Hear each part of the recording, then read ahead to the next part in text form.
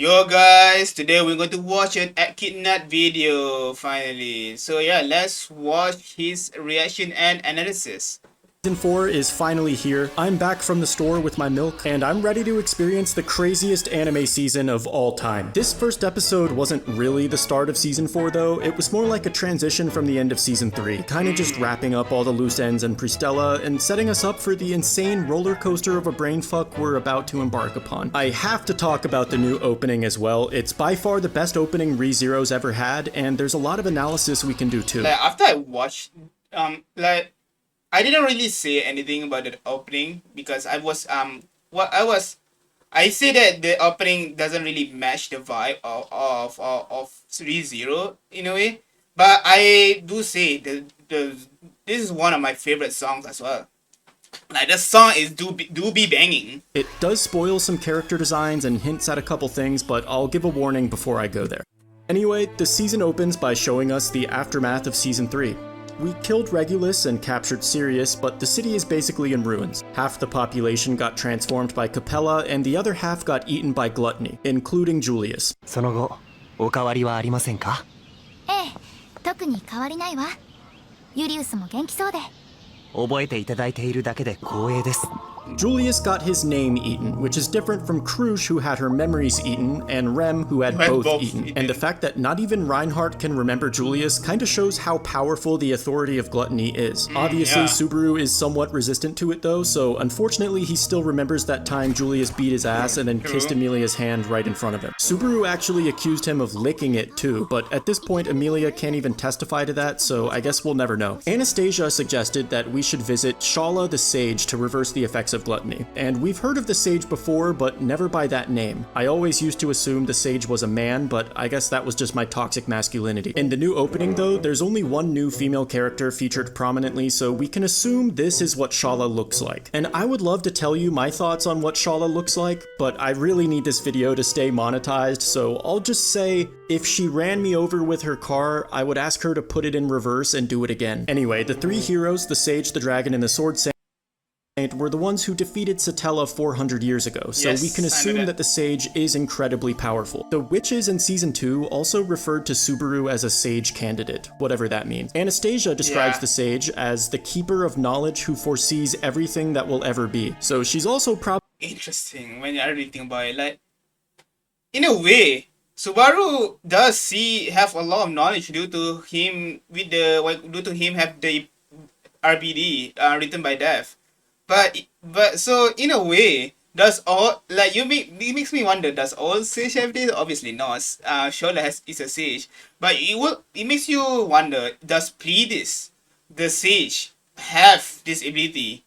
I want to say no, only because how RBD works. RBD works is the way I hear how RBD works is by Satella destroying the world after Subaru die and then recreate from the point of a checkpoint. That's how I think I think that's how it is. Probably very intelligent and wise, which honestly sounds more like a description of Echidna than anyone else. Which brings me to that weird situation with Anastasia. As we saw last season, Anastasia was acting different and using magic even though she's not supposed to be able to do that. Some people thought she was Capella, but it turns out she's just being possessed by a scarf with the same name as Best Girl. What?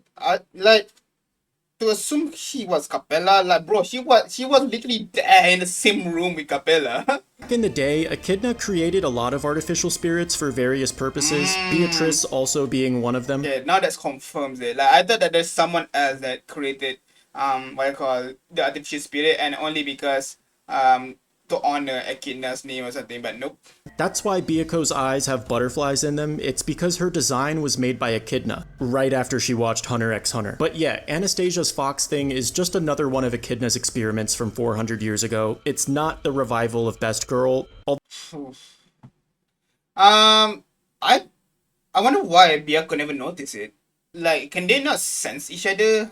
That would make sense, I guess. Though she is revived. If you missed my Season 2 cut content video, Echidna did revive in the very last chapter of Season 2. She's currently walking around in the form of Ryuzu, but that has nothing to do with this Anastasia situation. Also, if we think back to Season 3, one of Capella's demands was to hand over the artificial spirit. Yeah. At the time, we thought they wanted Beatrice, but they could have been talking about this one instead. Yep. I thought it was funny how Julius made fun of Subaru for being kinda sus with the young girls, and Subaru's like, no, I don't even talk to any young girls. And then immediately recruits Meili to his team. Yeah, I just realized that. Like, Jesus, he's not beating the allegation, bro. Meili should theoretically help out a lot though, because apparently the desert is a den for demon beasts and Meili's power allows her to control them, so that should take care of that part of the puzzle. Although in literally all the trailers we see them fighting the demon beasts anyway, so I don't know. I think we all know why Subaru invited her. By the way, if this video gets 1k likes, I will open the Strait of Hormuz. Anyway, we learned that this Pleiades watchtower Suddenly being political, suddenly. What? we keep seeing was actually built to guard the sealed Witch of Envy, making this the closest we'll ever be to the physical body of the witch. Remember, the three heroes couldn't kill her. They defeated her, but weren't able to actually kill her, so they had to seal her instead, and then they built the Sage's Watchtower to guard her body. And apparently not even Reinhardt was able getting Witch of Envy ruin her life to make it to the tower. He attempted it once, but no matter how far he traveled, he didn't actually get any closer to the tower. So there's some kind of spell or barrier that keeps people away. Kinda like your BO at anime conventions. Garfield reuniting with his mom was a really touching scene. I may have teared up a little bit. At first though, I thought it was kinda weird how we didn't get much of a reaction from his mom seeing her son again after all these years, but I completely forgot that she lost her memories, so that was a bit confusing for me at first. How are you confused about that? Like, you read the novels. Unfortunately, that's the last we'll see of Garfield. He dies off screen right after this episode, so no, I'm just kidding. He's just not really part of this arc. This is our main squad for the season right here, so get comfortable with these guys. Julius did drop a pretty deep question this episode. What's more painful, forgetting everything or being forgotten?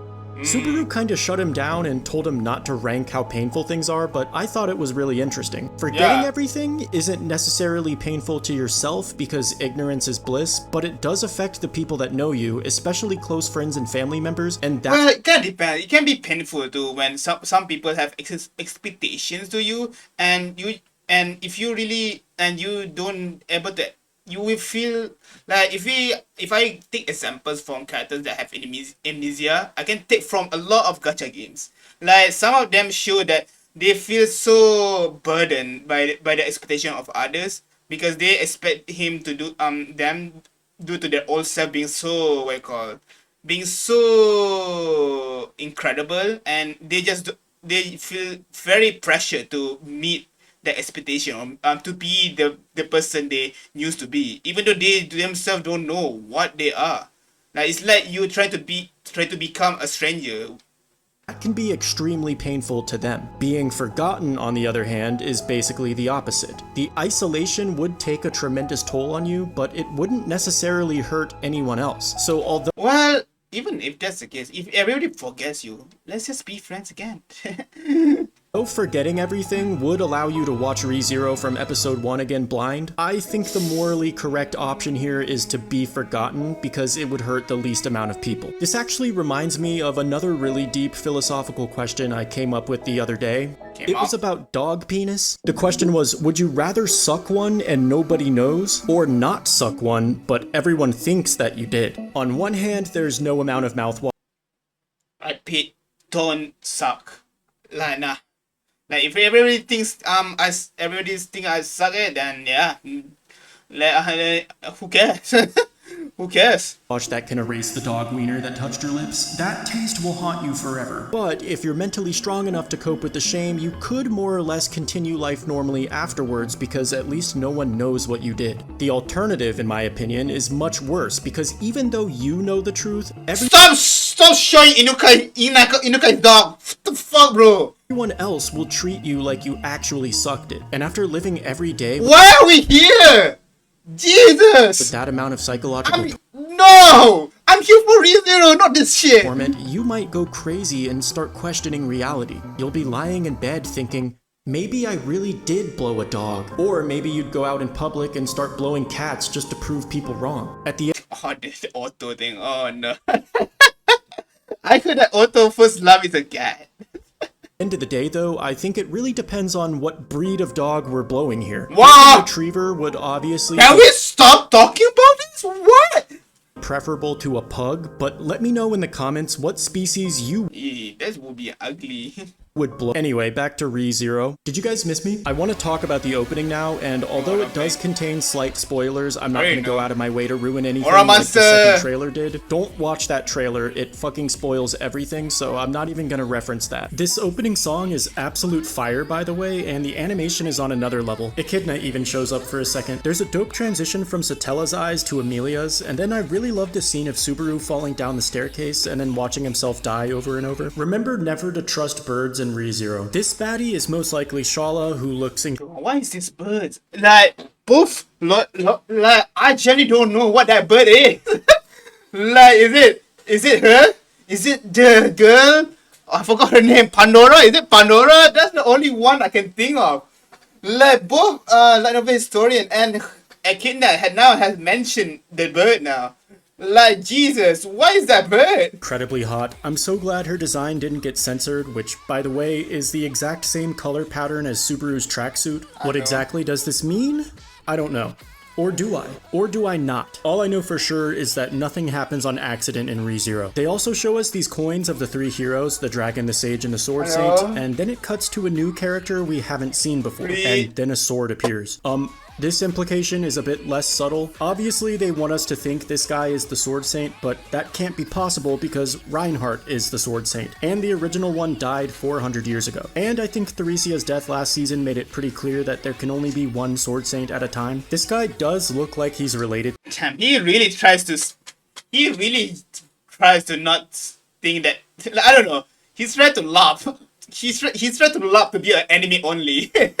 To them though, especially when you consider that so far, every red-haired character in the past 3 seasons of the anime has been in Estrella. We also get a quick peek at the dragon, and then a female character's hand. Now, I don't know whose hand this is. If it was a foot, I could tell you immediately. But I'm just gonna go off on a limb here and say it's not Ricardo. This book here, I believe the translation is just a page from the first volume of the light novel, but I read that on Twitter, so who knows if it's true or not. The Is that Book of the Dead?